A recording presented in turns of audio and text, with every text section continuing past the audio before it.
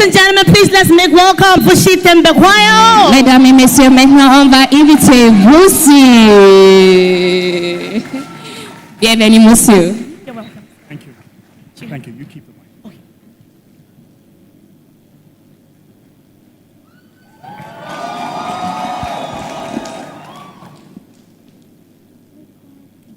For the believers in this room, can I ask that we all stand in prayer just for a second? Father God, as we gather here this afternoon, we ask that you bless not only our words, but that you guide our hearts, that all of our discussions and deliberations might be based on the strength of the mighty name of Jesus. Amen. All right, take a seat, everybody. Angels ascending and descending. I just got here, and there's already a slip that says time's up.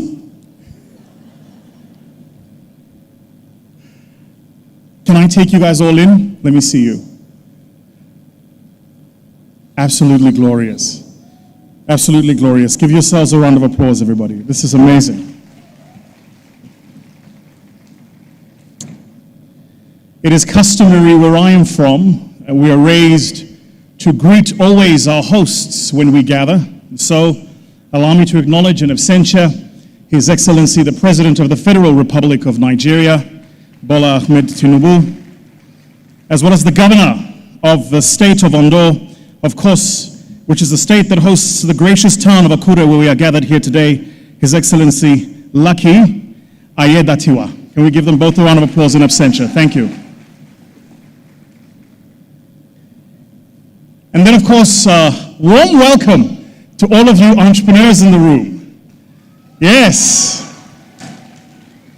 The entrepreneurs, the rebels, the misfits, the round pegs and square holes, you crazy ones who see things differently, who think you can change the world, because for whatever reason, those of us who think we can change the world are the ones who do. Some poetic license there. I want to say first to the good Dr. Sumi who put this event together, I'm not quite sure how you found this venue, but man, you brought us all the way. I have been to Nigeria what must be well over 40 times now. And like most people, we center our experience of Nigeria on the Lagos narrative. And so, for the first time this year, I had the unbelievable privilege of traveling to Abuja. And when I first arrived in Abuja, one of the things I said to my hosts, who is the head of the Kingdom of Wari, I consider the king a brother, and he was hosting me in Abuja, and I said to him, you guys actually need to learn to tell the Abuja story. Because what happens for those of us who experience Nigeria through Netflix movies, we think Nigeria ends with the yellow cabs of Lagos and the bridge that connects mainland to Victoria Island. And it really isn't until you see the rest of Nigeria. And I was in Abuja, and the first thing I said to him was, so you guys do know how to obey traffic laws?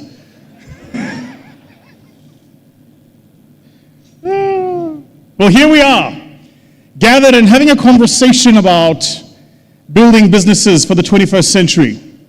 I was sat last night going through my keynote and thinking through some of the items to discuss with us here today, and I had a beckoning question which I thought I might levy for all of us in presence of this conversation here today. And here's the question. Here is the question. Give me a time in history when Africans shaped the world. The fact that we all have to think that far back should give us a sense of why this meeting and this conversation is not only this pressing, but this necessary.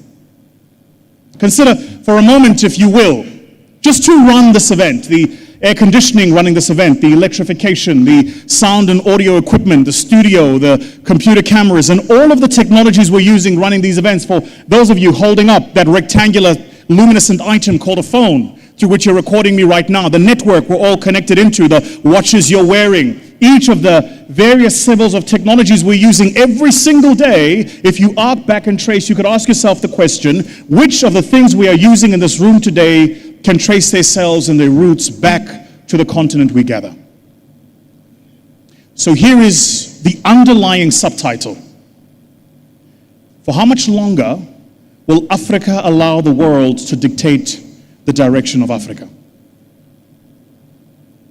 Personally, I don't see these things as mutually exclusive. I don't see the world in a binary sense, and I certainly don't believe in a zero-sum game. It doesn't follow for me that for Africa to do well, the rest of the world doesn't have to do well. That's not how I see the world. I think we can do well in tandem. But the question I'm asking is, are we doing well? Are we truly innovating? Are we contributing to the global ecosystem of technologies and innovations that are going to fundamentally change the lives of people? When I landed here in my room, I had to take a call with one of our portfolio companies, an incredible business run by a young man who comes from Uganda. Anybody here from Uganda? Any Ugandans in the room? Beautiful, beautiful country. If you've never been, highly recommend you go. You land in Entebbe, and as you land in Entebbe, you see the entire flora. That is not only the forestry around Entebbe, but also the water that surrounds the airport.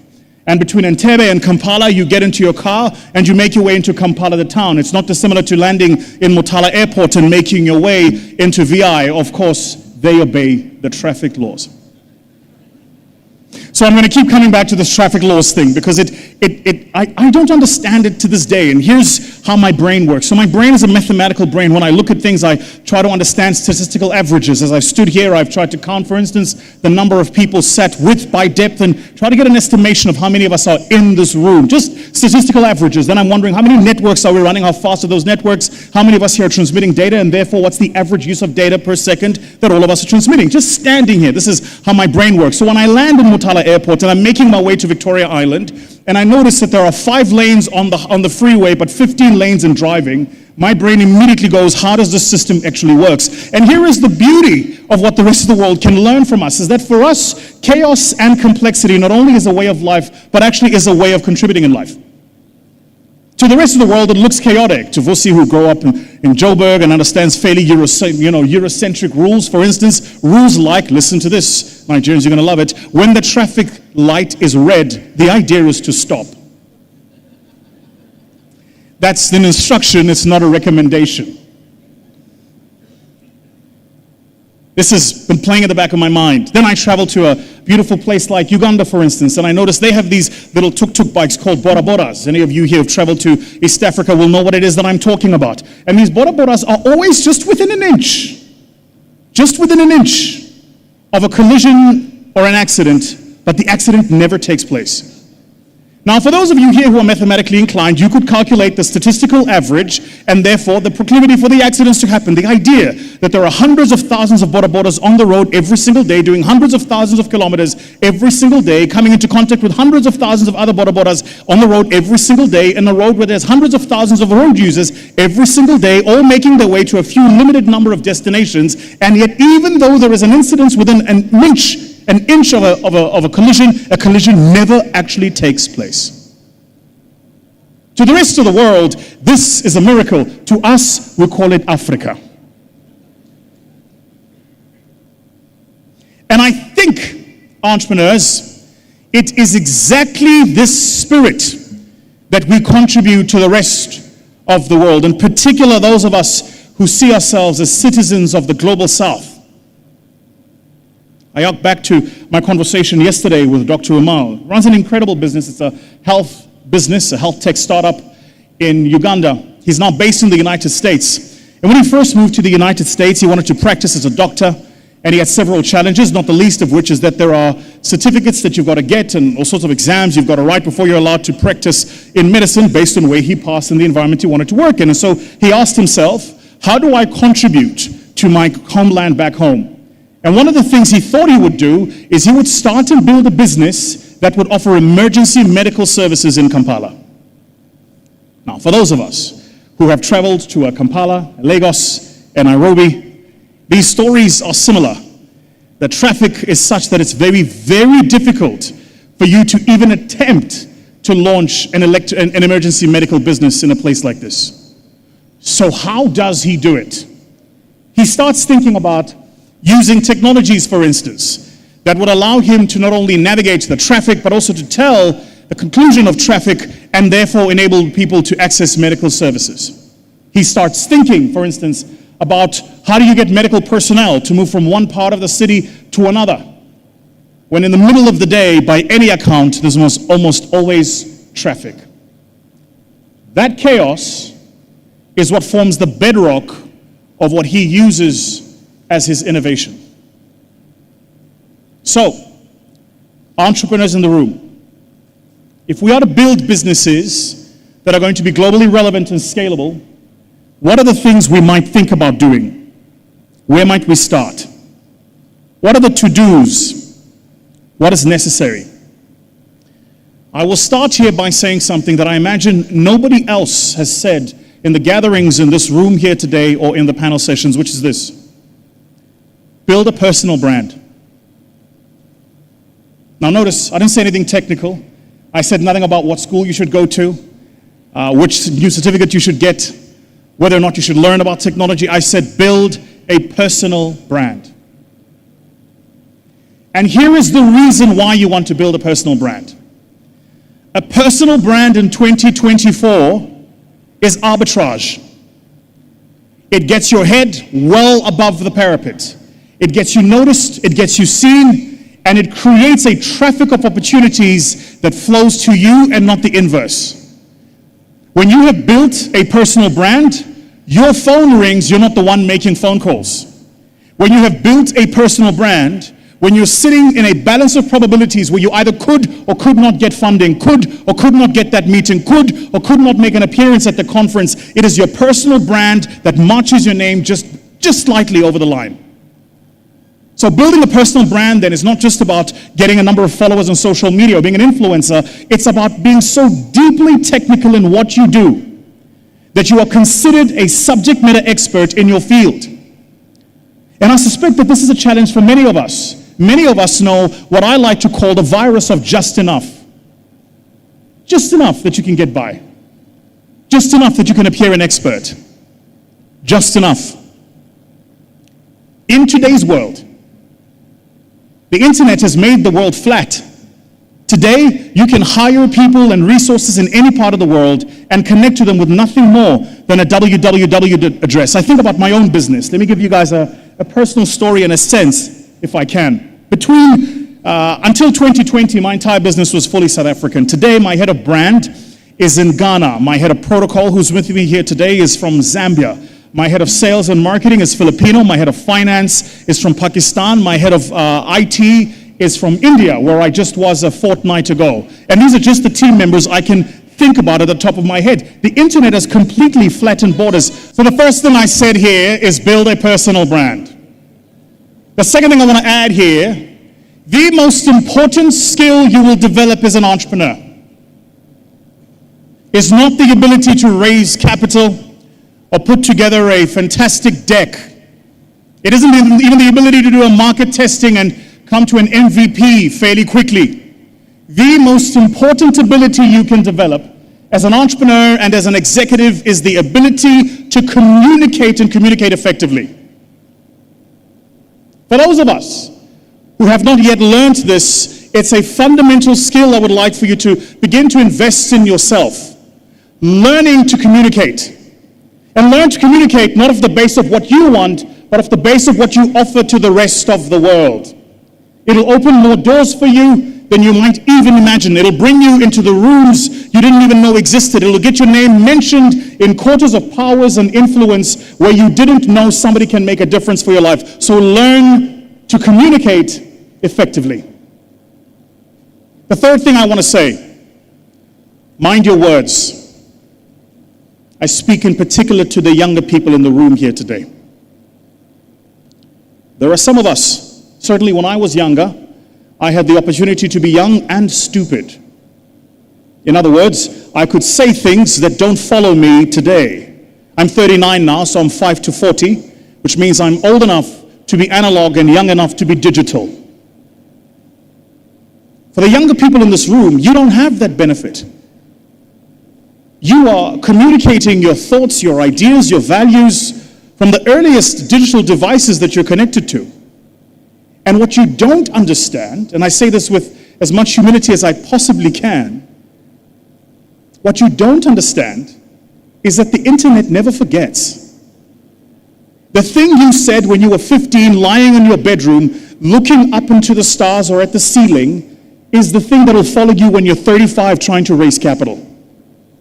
I've been seized for the past 3 months looking for an executive assistant. We went through 80 different qualified candidates until eventually my COO said, actually what we're going to do is we're going to promote somebody internally because we cannot trust any of the candidates we found. Because we do that level of testing. There are some of you here who think you can create a pseudonym or a fake account on Twitter. There are actually softwares that we use that if you have a fake account on Twitter, your IP address and where you're using it from will tell me exactly who you are. Just with a fake account on Twitter, I will tell you your name, your social security number, your bank account, your bank balance, all the registered properties in your name. This is the level of information we can get. And guess what? If you're me, this is necessary. Because the infiltration for the things God has put in our minds, the ideas we're working on, these things we're here to deliver on earth, happens internally.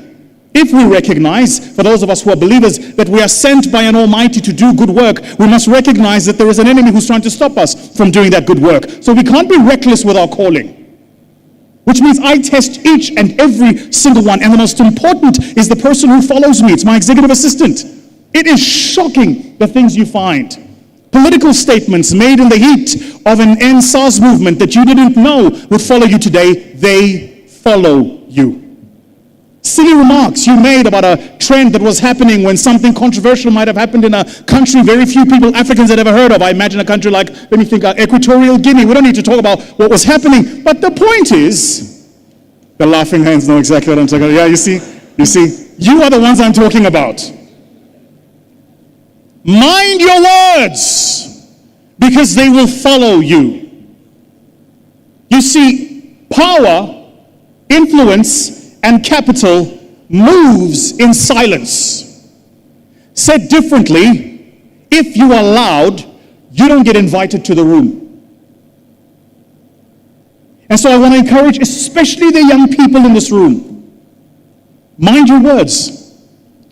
The way my mother used to say it was, if you have nothing good to say, say nothing. Silence is an option.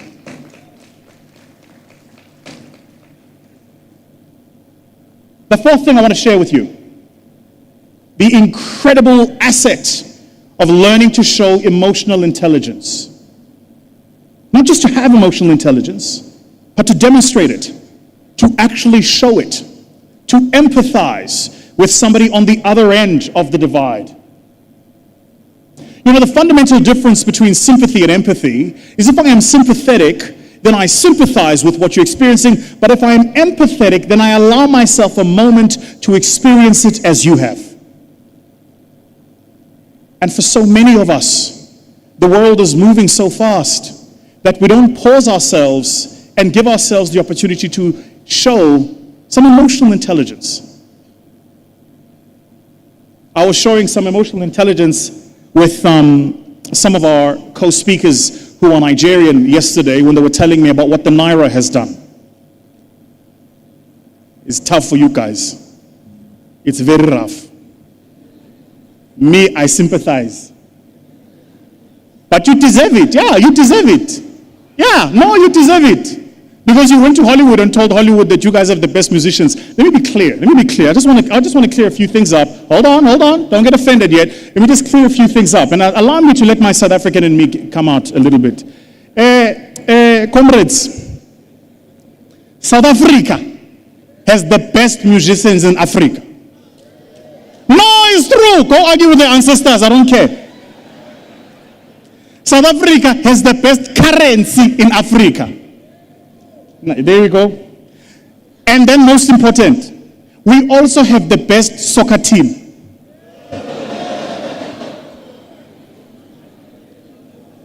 Argue with your ancestors, I don't care. Super Eagles, you mean Super Chickens? When was the last time they won anything?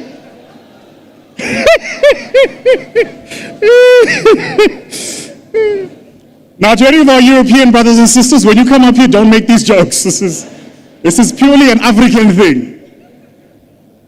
Which brings me to my last and final point. When I was growing up, I had competition with my siblings. And even though we competed, it was healthy. We would compete on who got the best grades.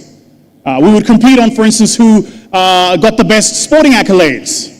Naturally, as I imagine my personality has demonstrated by now, I won every year. It should be said that I'm a middle child. That is to say, middle children have a hunger for attention. We don't get the love of the last born, nor do we get the acclaim of the firstborn. And so the only way we get attention is we outcompete. All the middle children are smiling right now. The last borns are still trying to figure out where in the program are we. Now, when I was growing up, I competed with my siblings. It was healthy competition. It was competition intended to push us, to make us better, to make us show up for the world better. I want to encourage Africans to do the same. We should be competing. My worry is that our competition in the modern day has taken on a rather insidious turn. We're competing even about things we shouldn't be competing about. And rather than competing to make each other better, we're competing to prove each other worse. So hear me and hear me now.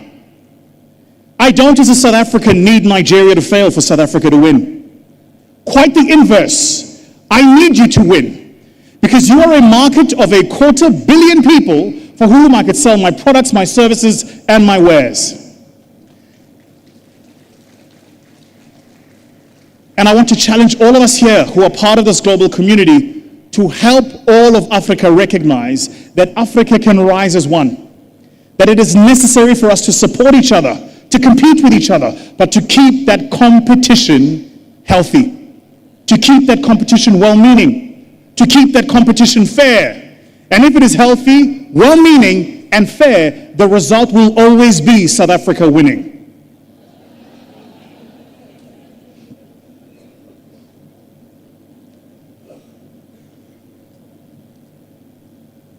We live in a world that is in the middle of turmoil and conflict. And I see way too many of us entrepreneurs throwing our hats into the ring. And so I will conclude with this personal story. The other day, I was in the Emirate of Sharjah. They are partners of ours. And we were making a particular announcement. And so I'm sat next to His Royal Highness, and he and I are having a conversation about this particular announcement that we had to make. And in the middle of this, they had invited myself, Grant Cardone, some of you here might know him, and an incredible creative called Chris Du from the US. And so at the back, Chris and I are sitting on the green room having a conversation. I asked Chris, I said, you know, I follow your stuff. I love your content. I love every single thing that you do. I said, but man, all the years I've followed you, you're now with 3 million subscribers on your YouTube channel, etc., etc., etc. I have never seen you make a political statement. I said, why? And here's what Chris said. And he said it to me, and I've been meditating on it, and I will leave it with you here. He said the following. He said, if you want to be a force for good, then choosing sides is not an advised strategy. I said, explain this to me.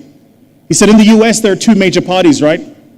So whichever side I choose, I alienate 50% of my community. Which is to say, how do I transform and change people's lives when I have already alienated them? There is a fundamental difference between the things you say and believe in private and the things you represent when you wear the hat of a CEO of a company. There are things I believe that I would not dare say because I recognize that my mouth is currency.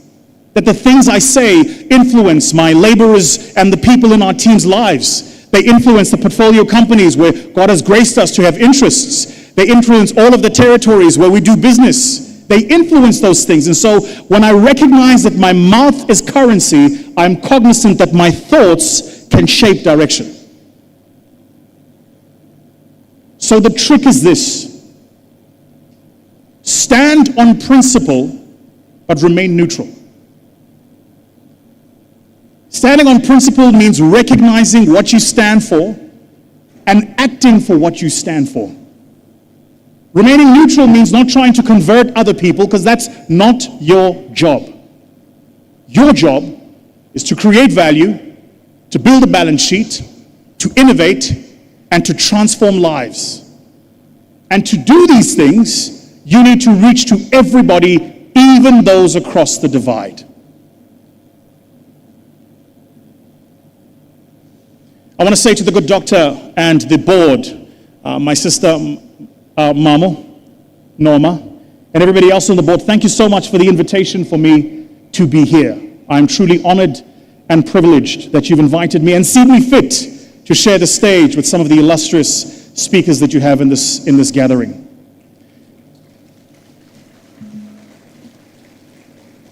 I want to say to the other speakers who are on the program, thank you so much for taking the time out of your busy schedules, for traveling into sunny Africa, and most importantly, into very, very warm Akure. You know it's warm when a black man is sweating. It's hot. No, it's hot. It's hot. And lastly,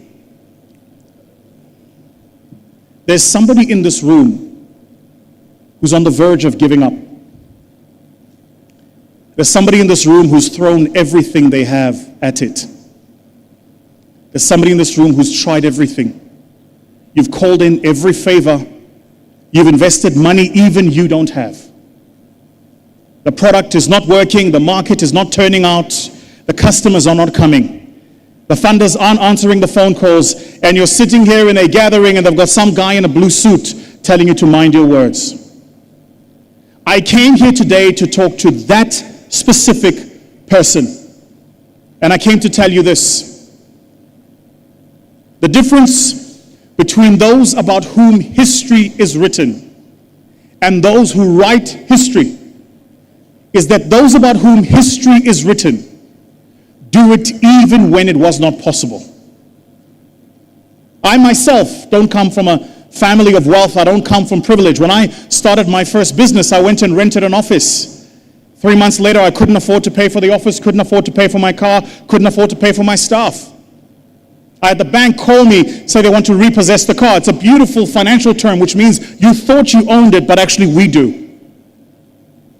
If I had given up then the past 20 years that God has graced me with would not have been possible.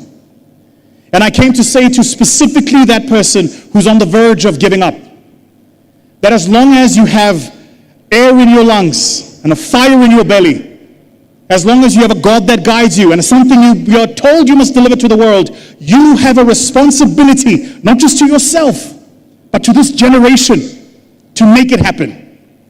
Because our success is a communal success. See, for the rest of the world, they have so many successes, they can pick and choose. For us, there are so few of us that when you succeed, we all succeed. And so I want to encourage in particular that young person in this room who's on the verge of giving up. Remember this word, don't. When you're at the edge and you want to give up, don't. When it feels like it's all failing and you should just stop, don't.